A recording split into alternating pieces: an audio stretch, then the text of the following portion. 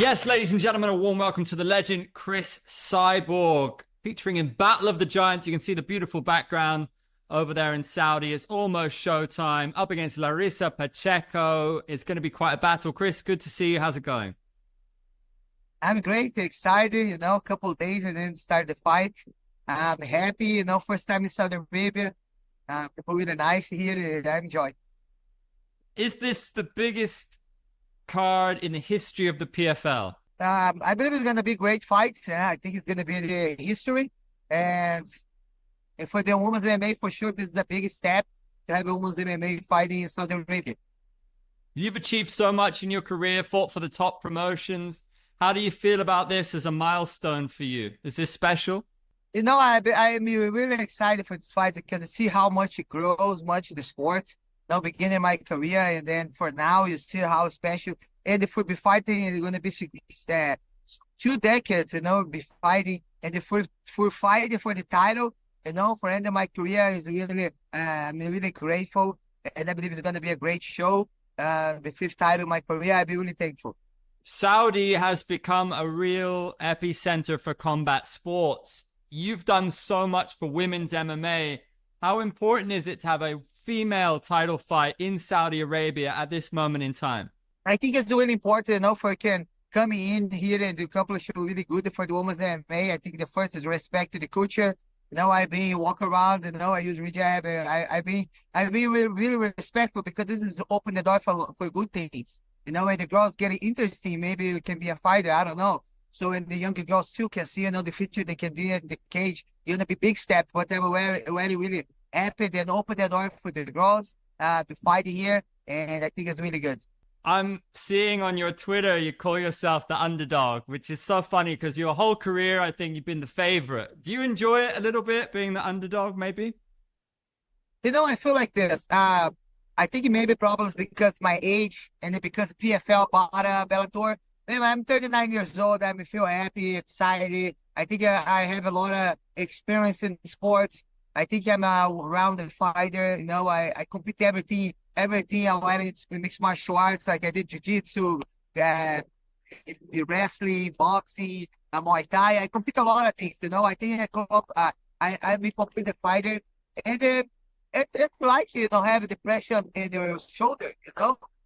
It's like the whole pressure than Larissa. She's a young fighter coming up, new generation. She is supposed to beat me. Let's see. I have a lot of experience, training a lot, very hard, and my mindset is coming back home with the 5th belt. Can you break the fight down for us? What do you expect from her?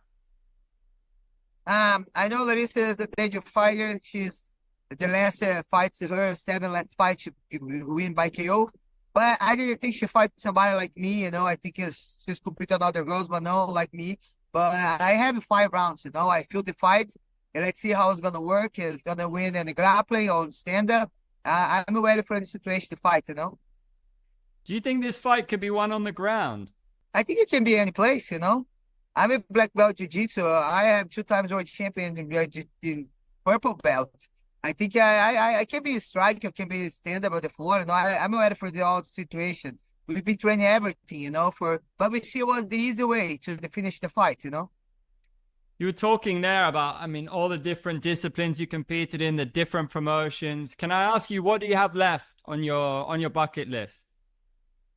I know I'm really thankful to continue growing the women's MMA sport.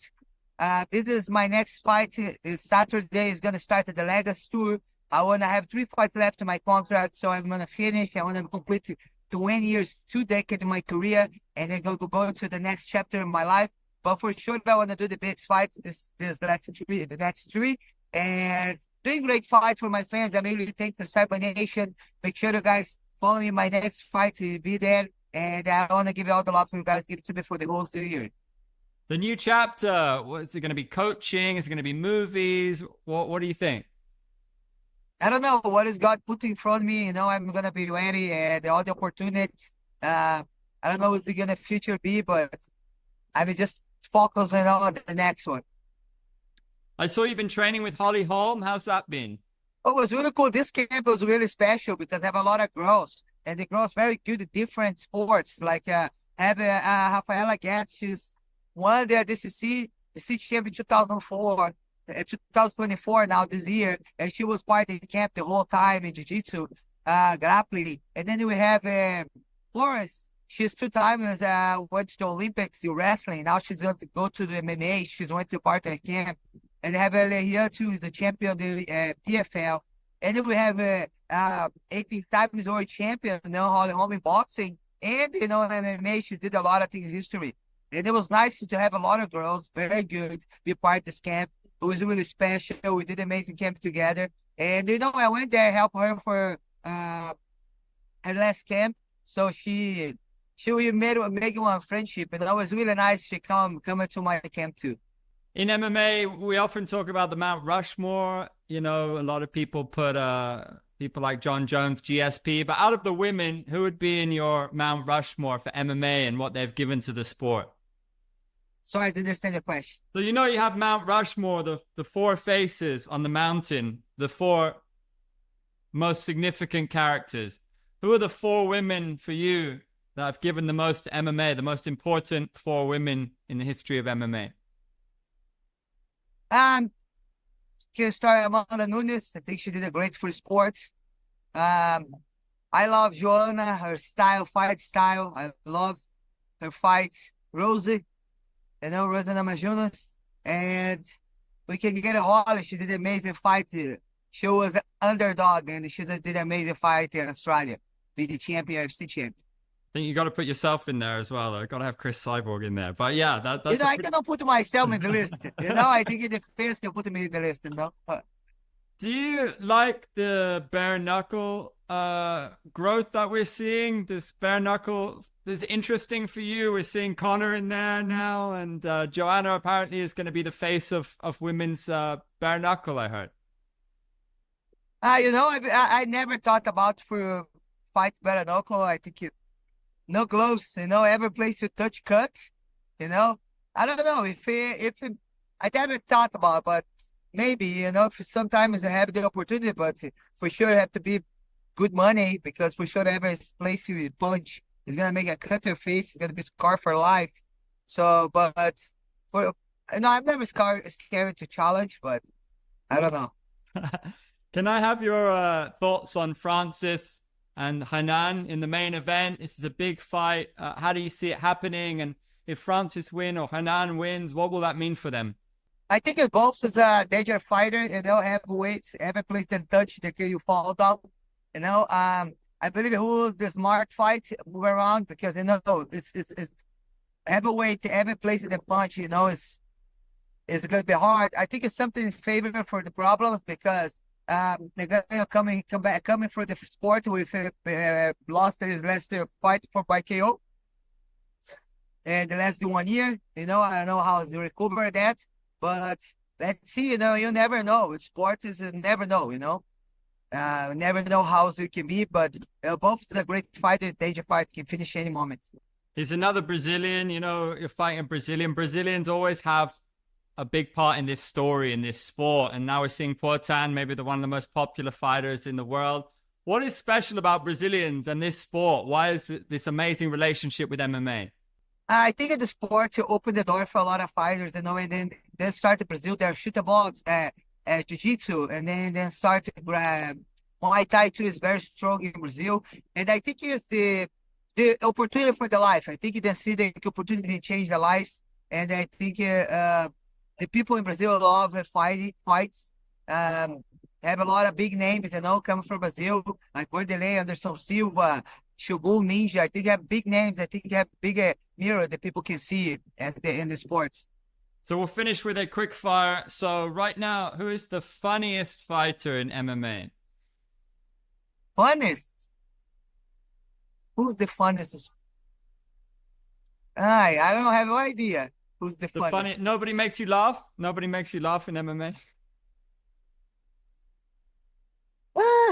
Maybe Juliana Pena. Sometimes when she does the interview, I think maybe her. Sometimes when she answers the question, make you laugh. Who's the best style, the best dressed in MMA? The best dressed?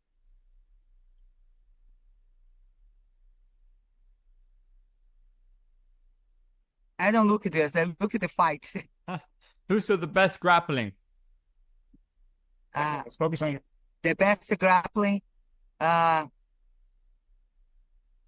Who's the best grappling? I'm gonna see. I don't have anybody in my mind. Sorry. No worries. Who would you most like to have dinner with in this sport? What I have? What? Who would you most like to go for dinner with in MMA? Would like to have a dinner? Yeah. Who would like to have a dinner? Man, Henan said Glover because he makes a fantastic barbecue. can be Anderson Silva. He's a big name in the sport. Nice. It's a good one. Who has the best punches? For now, it's Chama. Chama. Yeah, it's Alex Pereira. It has to be. Who would you want by your side in a street fight? Who I want to my side, the street fights. Rosa Namajunas. Good footwork. Who is the most interesting fighter in women's MMA? For what? What I mean? Who do you think is interesting, like their character, their style, anything? Who is interesting for you right now? I like Valentina. You know, Valentina's a great fight. She's smart. Fight smart. It's good. And if you could fight anybody in the past, the present, in any weight class, who would it be? Larissa Pacheco Saturday. Respect. Obrigado. I appreciate it, Chris. Cheers. Thank you. Thanks Bye-bye. a lot. Have a good one.